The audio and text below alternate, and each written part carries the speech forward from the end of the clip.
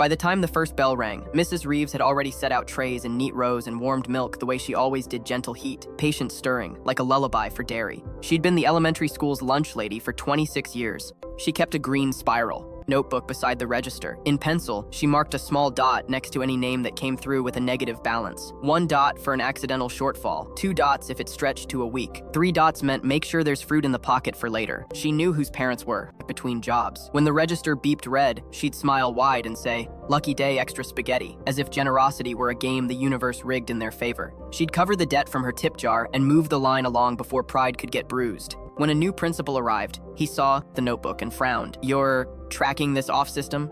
"I'm tracking faces," she said. "Systems don't blush when they're hungry."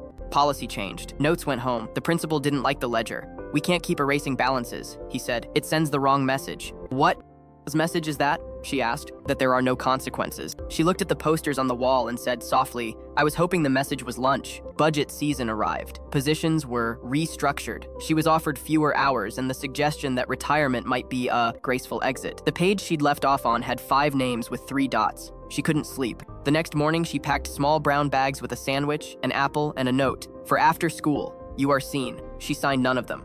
On her final Friday, the line felt longer. "Kids," and handed her drawings. One boy, Theo, slid her a folded paper crane. "For luck," he whispered. At noon, the PTA president walked in with a sheet cake. Before the principal could speak, a woman in scrubs rushed in. It was Theo's mother. "I paid off our balance today," she said, voice shaking. "And there was still money in our account. Someone kept paying." She turned to Mrs. Reeves. "Was it you?" The room hushed. Mrs. Reeves thought of policy, of pride, of the ledger with pencil dots like constellations only she could read. Instead, she told the truth. "Sometimes kids are hungry," she said, "and sometimes rules are." Theo's mother stepped forward. "You fed my son and my hope," she said, and hugged her so hard the paper crane bent.